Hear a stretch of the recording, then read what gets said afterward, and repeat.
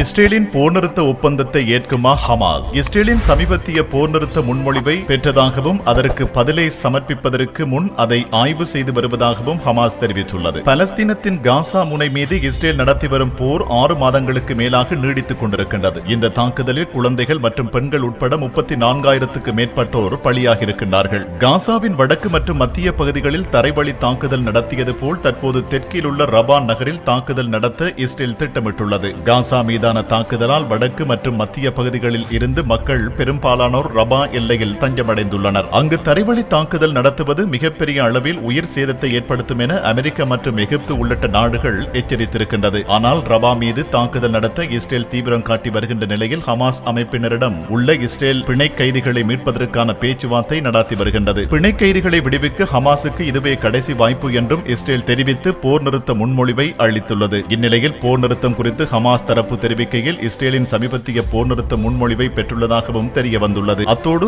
அதற்கு பதிலை சமர்ப்பிப்பதற்கு முன் அதை ஆய்வு செய்து வருவதுடன் இஸ்ரேலின் நிபந்தனையை ஹமாஸ் அமைப்பு ஏற்குமா என்று எதிர்பார்க்கப்பட்டுள்ளது. ஏற்கனவே நடைமுறைப்படுத்தப்பட்ட போர் நிறுத்தத்தின் போது 100க்கும் மேற்பட்ட பிணை கைதிகள் விடுவிக்கப்பட்டனர் என்பதும் குறிப்பிடத்தக்கது. ஏற்கனவே நடைமுறைப்படுத்தப்பட்ட போர் நிறுத்தத்தின் போது 100க்கும் மேற்பட்ட பிணை கைதிகள் விடுவிக்கப்பட்டனர் என்பதும் குறிப்பிடத்தக்கது.